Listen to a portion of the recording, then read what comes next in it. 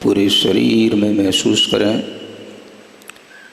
ओम और अरहम की इन तरंगों से एक अद्भुत शांति। किसी भी तरह का रोग कहीं पर भी है, दर्द है, किसी भी तरह की कोई भी बीमारियां, वात पित्त कफ संबंधी कोई भी दोष, उन सब की शांति के लिए यह अरहम और ओम की तरंगों का फैलाव पूरे शरीर में महसूस करें। जहाँ रोग है, दर्द है, महसूस करें मैं स्वस्थ हूँ, मेरे रोगों की शांति है, मेरा रोग शांत हो रहा है, मेरा दर्द शांत हो रहा है, मैं स्वस्थ हूँ, तन से, मन से, चेतना से।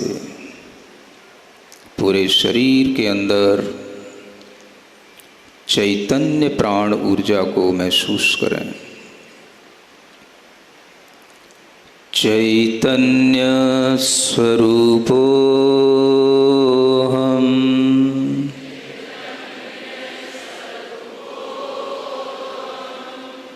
चैतन्य स्वरूपो हम,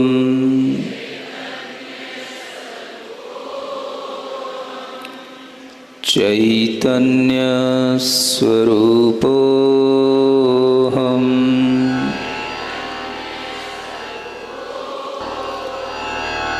सोहम, सोहम, सोहम,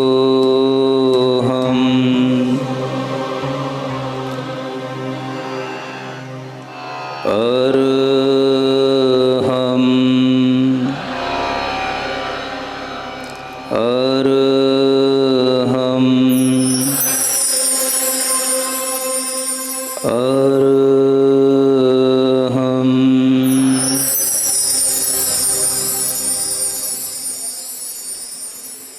अपने चेहरे पर प्रसन्नता लाएं, अपने तन को स्वस्थ, मन को शांत और चेतना को निर्मल महसूस करते हुए अपनी हथेलियां घिसें, आँखों पर रखें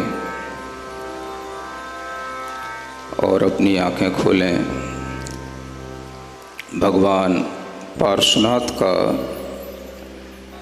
स्मरण करें। मोह महात्म दलन दिन, तप लक्ष्मी भरतार, ते पारस परमेश मुझ, हो सुमति दातार।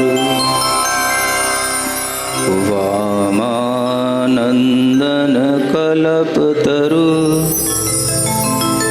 जयो जगत हितकार। मुनिजन जाकी आस करी, जांचे शिव फल सार। मंगल भवन अमंगल हारी, पारसनाथ जगत हितकारी। सुख संपत सब ही घर आवे, जो भविजन पारस गुण गावे।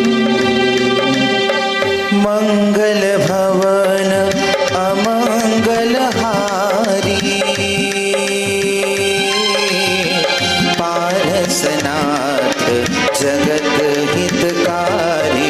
सुख संपत्ति सब ही घर आवे, जो भविजन पारस गुण गावे। सुख संपत्ति सब ही घर आवे, जो भविजन पारस गुण गावे। पेज नंबर 19, काव्य नंबर 66, चौपाई पढ़ते हैं। एक दिना निज भ्राता नारी, भूषण भूषित रूप निहारी। राग अंध अति विहवल भयो, तीक्ष्ण काम ताप उर्दयो। महामलिन उर्वसे कुभाव, दुर्गतिगामी जीव स्वभाव। पुत्री समलघु भ्राता नारी, कहा कुतिष्ठ धरी अविचारी। जब वह कमठ निरंकुश होकर के अपनी स्वेच्छाचार के साथ में, अपनी स्वच्छंदता के साथ में आचरण कर रहा था, तभी उसका जो विकृत मनोभाव था वह न केवल घर के बाहर था, किंतु घर के अंदर भी उसे अपने छोटे भाई की पत्नी को देखकर उसके अंदर एक विकृत भाव पैदा हो गया। एक ऐसा भाव जो ज़्यादातर सभी मनुष्यों के अंदर वास करता है, और ये एक भाव सबसे उत्कृष्ट भाव कहा जाता है। कोई भी जीव ऐसा नहीं संसार में जिसके अंदर ये भाव न पाया जाता हो। इस भाव को लोगों ने भगवान तक माना है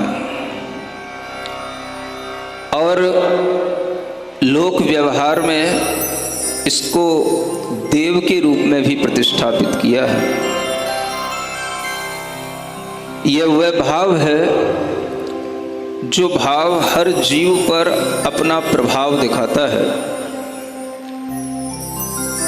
और इस भाव से कोई भी जीव इस संसार का बचा हुआ नहीं है। आचार्यों ने कहा है, यह संसार कैसा है, तो आचार्य कहते हैं, ऋषिक राक्षसाक्रांतम स्मर शार्दूल चर्वितम,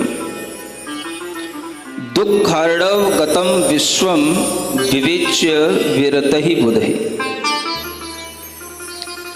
कहते हैं ये संसार कैसा है, ऋषिक राक्षसाक्रांतम। ऋषिक बोलते हैं इंद्रियों को, और इंद्रिय रूपी राक्षसों से आक्रांत है यहाँ पर हर जीव, जिसमें स्मर शार्दूल चर्वितम, ऐसा यह विश्व है जिसमें स्मर माने कामदेव, कामाचार, यह शार्दूल की तरह चर रहा है, पूरे विश्व के अंदर भ्रमण कर रहा है। प्रत्येक संसारी प्राणी इसी कारण से दुःखार्णव गतम विश्वम, दुख के समुद्र को प्राप्त हो गया है। इस संसार में दुख पाने की वजह हर आदमी के अंदर विद्यमान है, और वह दो वजह आचार्यों ने कही। एक तो यह अपनी इंद्रियों का नियंत्रण नहीं कर पाता, इंद्रिय इसी के लिए राक्षस की तरह बन जाती हैं और यह अपना विनाश कर लेता है। हर आत्मा, हर जीव इंद्रिय रूपी राक्षसों से आक्रांत है। इस संसार में इंद्रिय के विषयों का ही चारों तरफ बोलबाला है। और हर आत्मा के ऊपर अगर प्रभाव है तो स्मर शार्दूल का है। शार्दूल एक विशेष जानवर होता है जो सिंह से भी ज़्यादा बलशाली होता है। ऐसे काम रूपी उस शार्दूल का प्रभाव हर जीव पर है और हर जीव इसी कारण से दुख को प्राप्त है। इस संसार में और कुछ भी नहीं है, छोटा हो बड़ा हो, आप ये काम भाव हर के अंदर देख सकते हैं। और इसीलिए कुछ लोगों ने इसको काम देव तक कह दिया, इसको देवता मान लिया, हार गए इसके आगे। जब इसके आगे हार गए तब उन्होंने इसी को देवता मान करके इसकी पूजा करना शुरू कर दी। किंतु इस कामदेव को जीतने वाले अगर कोई इस धरती पर हुए तो वह तीर्थंकर महापुरुष हुए, जिन्होंने इस कामदेव को ही जीतने का उपदेश दिया और इस विश्व को यह आगाह किया कि इस काम की तुम पूजा मत करो, इस काम से अपने आप को बचाओ। यह एक ऐसा भाव है जो पूरे शरीर में व्याप्त होकर के उस व्यक्ति के अंदर, उसके मन मस्तिष्क तक पहुंचकर उसकी आत्मा को नरक गति की ओर, अधोगति की ओर ले जाता है। और ये भाव हर आत्मा में हमेशा विद्यमान रहता है। अगर इस भाव को नियंत्रित नहीं किया जाता है तो वह आत्मा, वह जीव पतित होने में समय नहीं लेता। और यह घटना इस विश्व में हमेशा इसी तरह से हर जगह पर घटती रहती है। आप यहाँ पढ़ रहे हैं, एक दिना निज भ्राता नारी। आप सोच सकते हैं अपने भाई की स्त्री पर भी राग से अंधा होकर के कोई मनुष्य उसके साथ दुर्व्यवहार करने का विचार कर सकता है। इस काम के लिए कोई भी अपना और पराया नहीं होता, इस काम के लिए कोई रिश्तेदार नहीं होते हैं, इस काम के लिए कोई भी मेरा तेरा नहीं होता, नीच उच्च कोई भी कुल नहीं देखा जाता। ये काम एक ऐसा शार्दूल है जो सबको खा जाता है, एक ऐसा जानवर है। और इस जानवर की चपेट में जो आ जाता है वो जानवर की तरह ही फिर काम करता है। शार्दूल की उपमा दी आचार्य शुभचंद्र महाराज ने ज्ञानार्णव में इस काम भाव को। वह शार्दूल की तरह ही झपटता है, किसी भी तरह से उसका शिकार करने के लिए तत्पर होता है। और ये काम भाव के माध्यम से हर व्यक्ति किसी ना किसी का शिकार करता रहता है। हमें लगता है सब कुछ अच्छा चल रहा है, लेकिन मैं कभी नहीं मान सकता कि सब कुछ अच्छा चल रहा है। हमें लगता है हम मंदिर में आकर के पूजा करते हैं, हम आकर के स्वाध्याय सुनते हैं, हम पारस कथा सुन रहे हैं, हम सब बहुत अच्छे हैं। मैं बिल्कुल नहीं मान सकता आप सब बहुत अच्छे हैं, हम सब बहुत अच्छे हैं। जिस व्यक्ति ने इस काम भाव को समझा, इस काम भाव को कंट्रोल करने का विचार किया, बस वही व्यक्ति अच्छा है। और जो इसकी चपेट में आ गया, अपनी मर्यादाएं खो दी, अपने नियंत्रण खो दिए, उस व्यक्ति ने अपना सर्वस्व खो दिया। जिस व्यक्ति ने इस काम भाव को नियंत्रित करने के लिए केवल अपना स्त्री तक अपना संबंध रखा, वह भी आदरणीय है। लेकिन इस काम भाव का नियंत्रण न रखने पर जिसने किसी को भी अपना शिकार बना लिया, वह व्यक्ति हमेशा पतित मानव माना जाता है, वह अधोगति का पात्र होता है। यह एक इतना बड़ा दुर्भाव है कि आज इस दुर्भाव की चपेट में हर व्यक्ति आ रहा है, चाहे मनुष्यों में नर हो या नारी हो, हर व्यक्ति इसकी चपेट में है। आप सोचें कि क्या वह काम भाव हमें इतना गिरा सकता है कि हम अपने घर की छोटी, जिसे हम भाभी कहते हैं, छोटी बहू की तरह होती है, पुत्री की समान होती है, वह लघु भ्राता की स्त्री को भी वह कुदृष्टि से देख करके उसको अपने साथ में रमण करने का विचार कर लेता है। और वो विचार ही नहीं कर लेता है, वह आगे कुछ काम भी करना शुरू करता है। क्योंकि जब विचार हावी हो जाता है तो फिर व्यक्ति अपने आप को उससे बचा नहीं पाता है।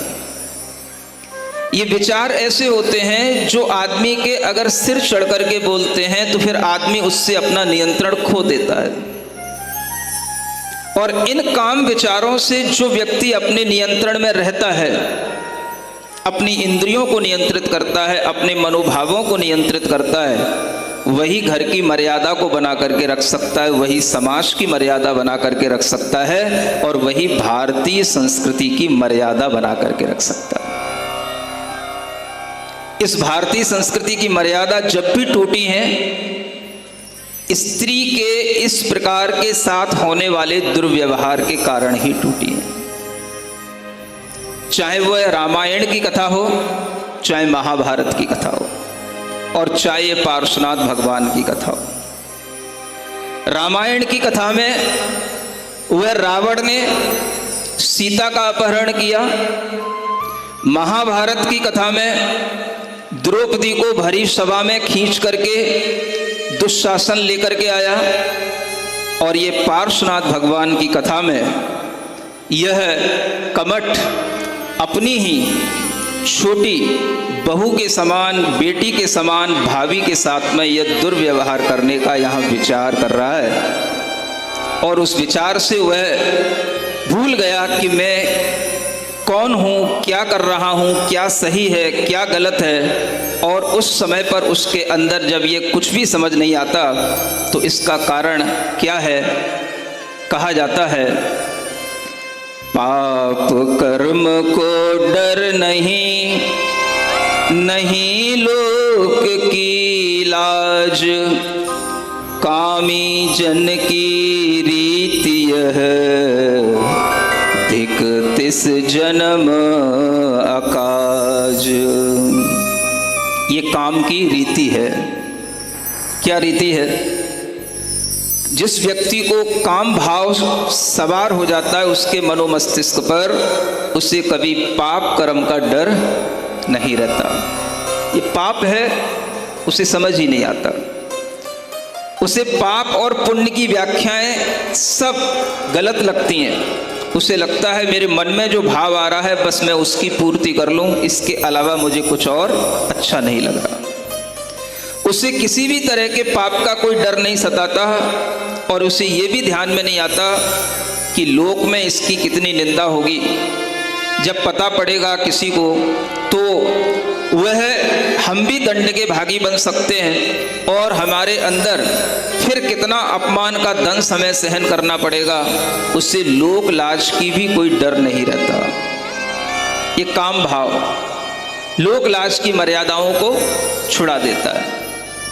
आप देखते हैं जब हमारे ही घर में किसी बच्चे या बच्ची के अंदर इस तरह का काम भाव उत्पन्न हो जाता है तो पहले तो वह बच्चा बड़े रेस्पेक्ट के साथ अपने माता पिता के साथ में बात करता है, लेकिन जब उसके पास इस तरह का कोई भी काम भाव उसके अंदर आ जाता है तो वह अब बच्चा फिर कुछ भी नहीं सोचता। माता परेशान हो, पिता परेशान हो, माँ रो रही हो, पिता समझा रहे हो, उसे कुछ भी समझ नहीं आता। वह इस बात की भी चिंता नहीं करता कि हमारे रिश्तेदार क्या कहेंगे, लोक मर्यादाएं क्या हैं, क्या जाति है, क्या स्टेटस है, क्या हमारा कर्तव्य है, क्या नहीं है। इसके लिए उसे कोई भी तरह की बात उसके दिमाग में नहीं आती, और वह हर किसी का अपमान करने को तैयार हो जाता है। लोक लाज, लोक मर्यादाएं, समाज की बातें उस सब ताक पे रख देता है। जिसको जो कहना है कहता रहना, जिसको जो करना है करते रहना। समाज में अगर किसी को दंड देना है देते रहना। अब तो वो भी नहीं है, इसलिए अब कोई डर नहीं है। इसलिए अब ये काम बड़े आसान तरीके से होते हैं। यहाँ तो आपको फिर भी दिखाया जाएगा कि जब आदमी के अंदर थोड़ा सा डर रहता है तो वो डर के करता है, अब आदमी के अंदर कोई डर नहीं है। अगर पता पड़ जाता है तो वह किसी भी तरह से अपने आप को बचाने की कोशिश तो करता है, लेकिन अगर उसके लिए यह लगता है कि यह हमारे दबाव में है और यह किसी से कुछ नहीं कहेगा या नहीं कहेगी, तो वह उसके साथ में अपना दुर्व्यवहार कर ही लेता है। और बहुत से लोग उसे स्वीकार कर लेते हैं इस बात से कि अगर पता पड़ जाएगा तो मेरी इज्जत चली जाएगी। ऐसी बहुत सी बेटियां, बहुत सी बहुएं जो विवाह से पहले भी इस तरह के कृत्य कर चुकी होती हैं, लेकिन उनके मनोमस्तिष्क में ये सब चीज़ें छाई रहती हैं, तो उनके अंदर एक बहुत भीतर से परेशानी हमेशा बनी रहती है, लेकिन उस परेशानी से वो निकल नहीं पाते, क्योंकि उनके द्वारा किया हुआ कोई भी तरह का इस तरह का दुष्पाप, चाहे वो उनकी मर्जी से हुआ हो या बिना मर्जी से हुआ हो, वह उनके लिए जीवन भर पीड़ित करता है। और कुछ लोग तो इसी कारण से अपना सुसाइड तक कर लेते हैं। जिन्हें इस तरह के भावों से पीड़ित होने के उपरांत अपने अंदर एक पश्चाताप आता है, वह पश्चाताप का भाव उन्हें उस पाप से बचा सकता है, बचा ले जाता है। लेकिन जिन्हें पश्चाताप ही नहीं आता, उनके अंदर वह पाप भाव उन्हें दुर्गति का कारण बना देता है। कई बार ऐसा होता है, आपको मैं कहने में कोई भी संकोच नहीं कर रहा हूं, कई बार मुझे देखने को मिलता है, सुनने को मिलता है। आप सावधान रहा करें। आपके घर हैं, परिवार हैं, बेटियां हैं, बेटी जब बड़ी होती है उसके ऊपर दृष्टि आपके घर के किसी भी सदस्य की पड़ सकती है, आपके रिश्तेदार की पड़ सकती है, आपके भाई बंधुओं की भी पड़ सकती है, और वह आपके कोई दोस्त हैं तो उनकी भी पड़ सकती है। मैंने ऐसी कई घटनाओं को सुना है जिसमें बेटी कहती है कि मैं अपने पापा के दोस्त से परेशान हो गई। किससे?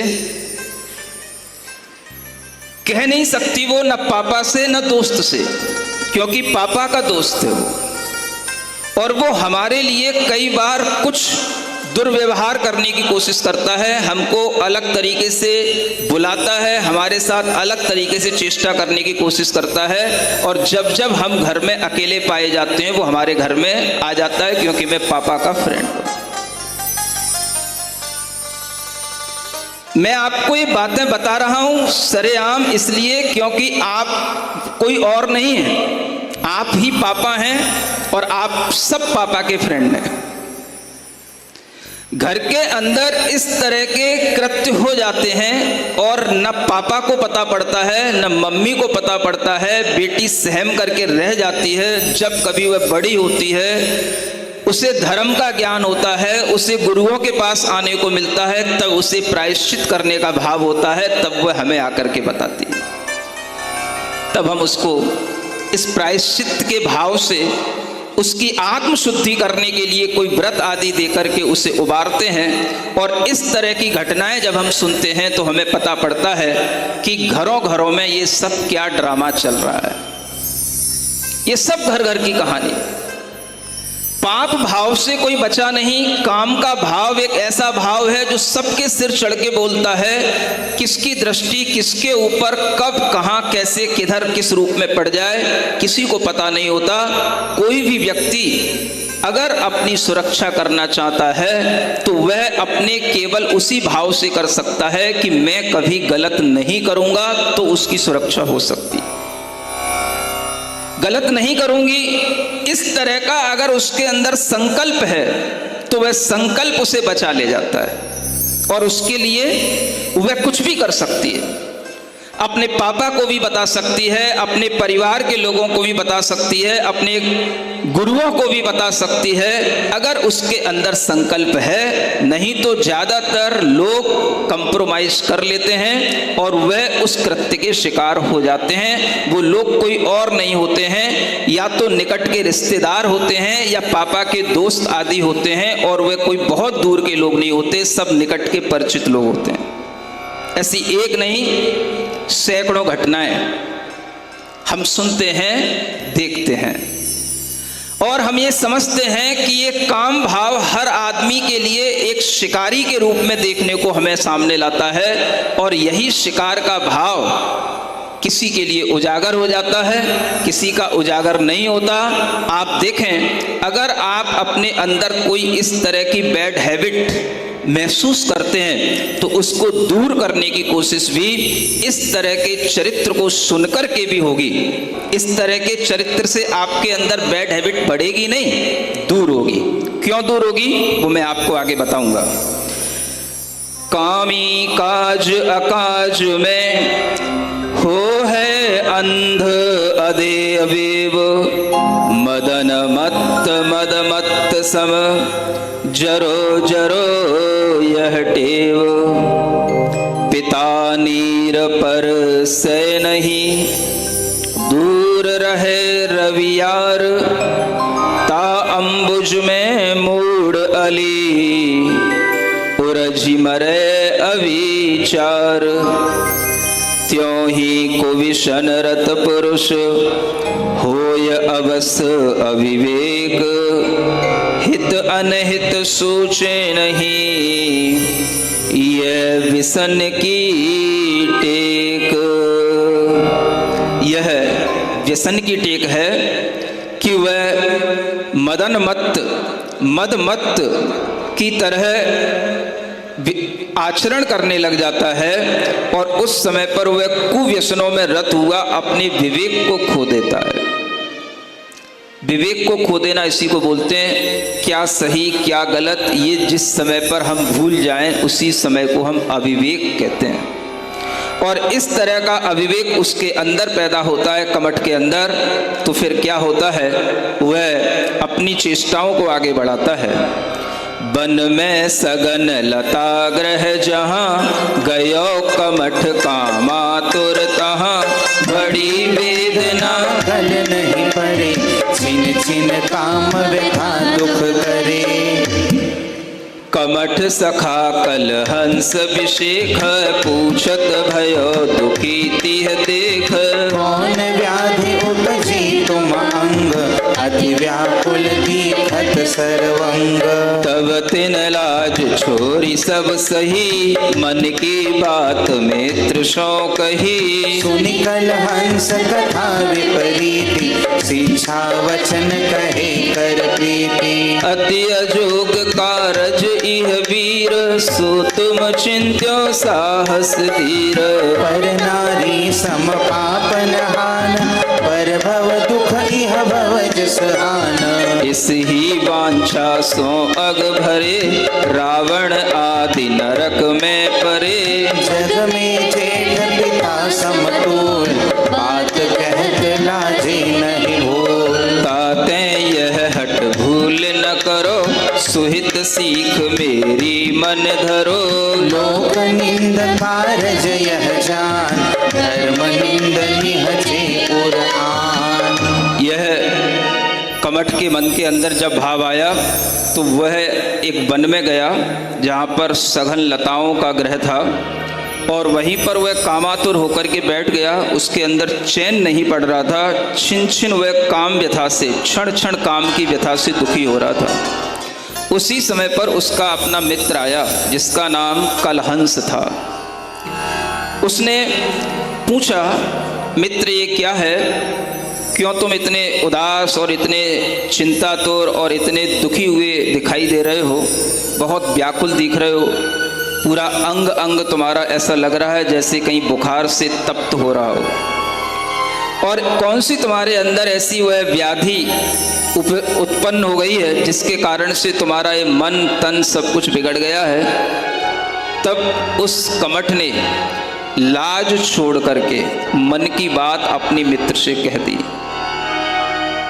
ऐसी बातें कहने में भी लाज आती है, किनको? सज्जनों को। और ये कहा गया है कि सज्जन पुरुष इस तरह की बातें कहा भी ना करें। लेकिन जिनके अंदर लाज नहीं होती है वह किसी भी तरह की बात किसी से भी कह सकते हैं। और उन्होंने कह दिया। कलहंस नाम के उस मित्र ने जब सुना तो उसने कहा, ये तो बहुत विपरीत बात है। अब वह अपने मित्र को समझाता है और कहता है कि हे भाई, हे मित्र, तुमने ये इतना बड़ा विचार कर लिया, ये तो तुम्हारे साहस और धीर की बहुत ही विपरीत दिशा है। और ये तुमने जो चिंतन किया है, इससे तो तुम्हें इस भव में भी दुख मिलेगा, परभव में भी दुख मिलेगा। आप ये ध्यान रखें कि इसी वांछा के कारण से, इसी काम भाव के कारण से रावण आदि की दुर्गतियां हुई हैं। इस तरह का भाव मेरे मित्र, मेरे सुहृद, तुम्हें करना उचित नहीं है। यह कार्य लोक में बहुत निंदा का कार्य है और धर्म तो कहीं से कहीं तक इस कार्य में है ही नहीं। धर्म की भी निंदा होगी, लोक की भी निंदा होगी, समाज में भी निंदा होगी, हर तरफ से तुम्हारी निंदा होगी। तुम उस अपमान को सहन नहीं कर पाओगे। लेकिन उस कलहंस की बात को कमठ समझ नहीं पाया और कलहंस भी उसको समझा नहीं पाया, क्योंकि उस कमठ का जो दुर्भाव था वह बहुत ही ज़्यादा इंटेंसिटी के साथ था। आगे, यूं कलहंस अनेक विध, दई सीख सुख देन, ते सब कमठ कुशील प्रति, भय विफल हित वैन। देखिए, बहुत अच्छी उपदेश की बात है। ये दोहा आप लोग याद रखना, अपने मोबाइलों में रिकॉर्ड कर लेना और अपने पास रखना। आयुहीन नर की को जथा, औषध लगे न लेश, त्यों ही रागी पुरुष प्रति, व्यथा धर्म उपदेश।